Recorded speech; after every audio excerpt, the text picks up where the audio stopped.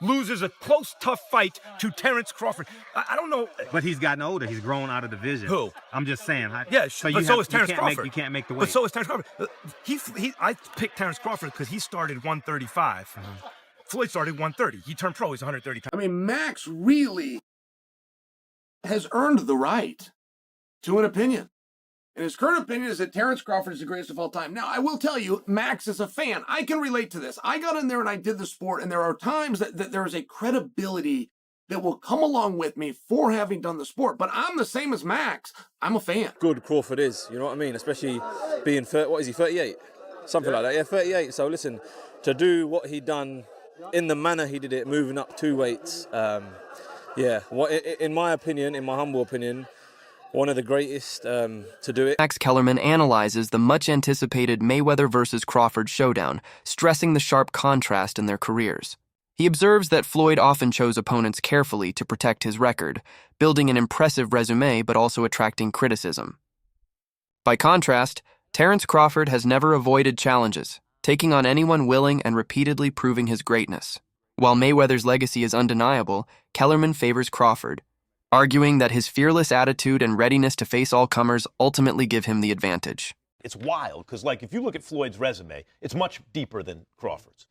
And Floyd was faster and he had a better defense and all that stuff.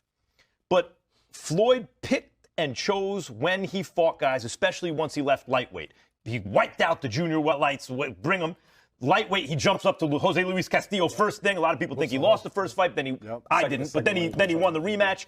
But once he left lightweight, he was careful about when he fought guys. So even though his resume is deeper with names, people remember, but he didn't want it with certain dudes at certain times.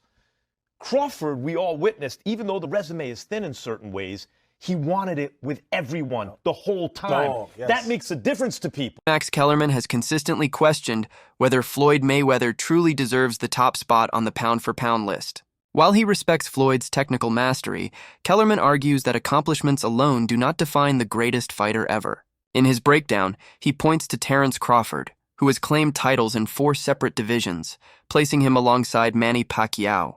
Pacquiao built his legacy by climbing weight classes and defeating champions at every stage, and Kellerman believes Crawford is following the same path.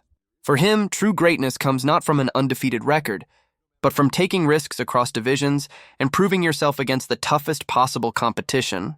No one has ever been a 4-division champion in boxing. Not a real one. Oh, Pacquiao won 8 and Oscar De La Hoya won 11 and this one won 15. No, I'm talking about Ring Magazine champ or lineal champ. You are the champion of that division. Manny Pacquiao was the first dude to really win 4. Floyd gets credit for 4 for beating Canelo, but that wasn't at the junior middleweight limit. I don't count that. I don't count that. Terence Crawford just joined Manny Pacquiao as the only legit 4-division champion in the history of boxing. Another critique. Max Kellerman stressed that Floyd Mayweather carefully shaped his career to preserve an undefeated record. He argued that Floyd often selected opponents who were past their peak or strategically less dangerous. Early on, Mayweather was admired for his sharp defense and skill, but later he prioritized fights offering bigger paydays rather than real challenges. This approach fueled criticism that his perfect record reflected business strategy more than complete dominance. Kellerman's point is that while Floyd was undeniably great, his cautious matchmaking reduced the value of his zero, since fans wanted to see him truly tested instead of protected in calculated matchups. He was fighting everyone right up until the point where he started to make money. But as much credit as you get for making, the primacy of business, for making business your priority, well, that comes with trade-offs, because when you make business decisions constantly, sometimes your athletic achievements won't be regarded in the same way as if you made athletic achievements your priority. That said, Mayweather has accomplished a tremendous amount athletically. But the 3 fighters he didn't fight, Antonio Margarito, Manny Pacquiao, when he was obliterating De La Hoya, Hatton, and Cotto, and Shane Mosley when he still had something left. And while he will wind up fighting Pacquiao and Mosley, it'll both be, at the right time for Floyd. That said, what about at the right time for Floyd? He's also ancient. A fighter approaching 40, fighting at the level Mayweather is fighting, is unheard of. Mayweather, until recent times, would be considered one of the greatest older fighters of, that would be the whole story. Oh my God, can you believe how old Mayweather is? It's a little bit unfair to Floyd to say, well, you're picking these guys at the right time. Floyd is old. Kellerman's praise for Terence Crawford as possibly the greatest pound-for-pound fighter ever sparked pushback from fans and analysts loyal to Mayweather's legacy. Critics argued that Kellerman elevated Crawford too quickly and that his career still requires more defining wins. However, former UFC star Chael Sonnen defended Kellerman's right to share his view. Sonnen stressed that both analysts and fans are free to make bold claims when they genuinely recognize greatness. He explained that Kellerman's opinion should not be dismissed as biased, but respected as insight from someone who has observed boxing's evolution for decades. Sonnen highlighted that such debates are healthy within combat sports, where contrasting perspectives keep alive the discussion of who deserves recognition as the true greatest of all time. Max really has earned the right to an opinion. And his current opinion is that Terence Crawford is the greatest of all time. Now, I will tell you, Max is a fan. I can relate to this. I got in there and I did the sport, and there are times that there is a credibility that will come along with me for having done the sport. But I'm the same as Max. I'm a fan. I stopped off and had a career doing it, but I started as a fan during my time in that career, and now I'm a fan. And Max was a little heavy on Canelo. Now, when I say it was a little heavy, it just surprised me as such an expert, as a guy that knows everything. I mean, Max knows the amateurs. He knows what Usyk did in the Olympic Games and the World Championships and the Golden Gloves before that, and he knows everybody else as well. I was a little surprised, if I'm being fair, at how much he thought Canelo was a great fighter. That part did surprise me. But just because Canelo has been beat doesn't mean he's not. It's interesting. Canelo's had some really hard fights, and by the way, he's had a lot of them. There's not usually a time in boxing where a guy can have anything but a 0 in his loss column, and the guy can still get over. Not only was that not the case, Canelo was valued just dollar and cents at 10 times more valuable than Crawford. Oh, by the way, Crawford is the only one that showed up with an undefeated record. And I must admit, some of those losses that Canelo had seem like the kind of thing that would really slow a guy down. The reports of Terence Crawford beginning his pursuit of undisputed status at middleweight drew both excitement and doubt. Having already dethroned Canelo Alvarez, widely seen as the face of modern boxing, Crawford has little left to prove regarding legacy. That victory shattered the belief that size and strength alone could stop him. Many analysts argue Crawford has already conquered the sport's most marketable and powerful figure, leaving nothing more to accomplish. Still, his decision to chase undisputed glory at 160 pounds demonstrates a hunger for greater challenges. Should he succeed, he would join rare company, cementing his reputation as a fighter who continually pushes boundaries rather than settling after reaching greatness. Anti-climaxing for him to drop back down because you already reached the height. You already slayed the giant. And essentially that's what Terence Crawford has already done. He slayed the giant, okay? Anything else he can do is going to be anti-climaxing. Nobody else he can fight.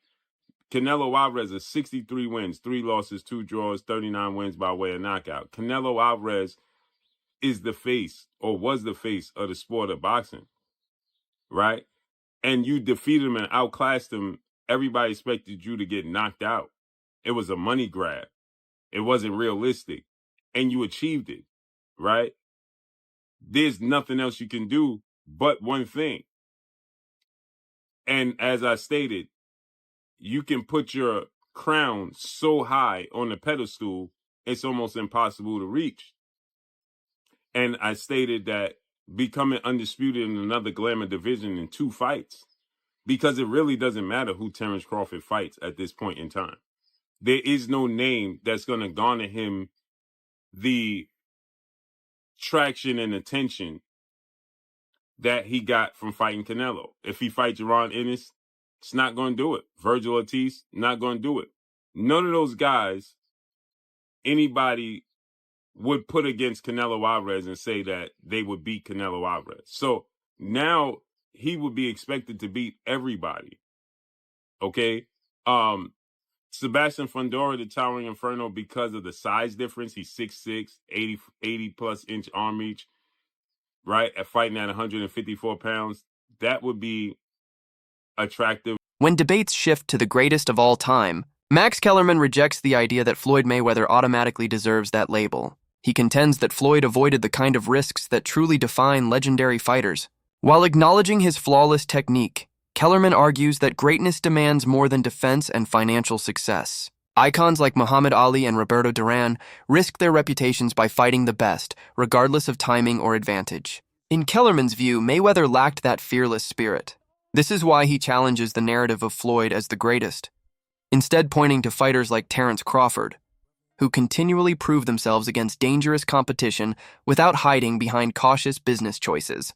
Rocky Marciano was 49-0. Before Floyd got to 50-0, he was a heavyweight champ. Did anyone ever consider Rocky Marciano the GOAT? No, not seriously, no. Why would Floyd be considered the GOAT? Because he beat more fighters than Rocky did, more great ones? That's true. But really, Floyd was careful in the way he selected opponents. Don't get that twist. It's not that Floyd didn't fight a lot of great fighters. He did. It's not that I don't think he would have beaten a lot of the tougher fighters than he fought. I think he probably would have, but he didn't do it. He waited. He waited till Pacquiao wasn't at his best anymore. He didn't fight Margarito when Margarito was tearing everyone up. He waited for the right time to fight people. He got paid twice as much for fighting Pacquiao in a less dangerous fight than he would have had he fought him when everyone wanted to see him fight. Floyd is among the all-time greats, but he ain't number one. British boxer Hamza Shiraz praised the way Terence Crawford has built his legacy, noting that his journey is unlike anyone else's because it blends dominance with a fearless willingness to face every top contender. Shiraz described it as an honor to witness a fighter who not only defeats champions, but does so with such accuracy and composure that it appears effortless. For him, Crawford's story extends beyond victories, carrying a message about greatness itself. True greatness, he argued, comes from seeking out the toughest challenges rather than avoiding them. In this regard, Shiraz joins the growing chorus of fighters and fans who see Crawford's career as the purest example of boxing excellence. I was saying it, oh mate, I had it totally wrong. But it just goes to show how good Crawford is, you know what I mean? Especially being, 38?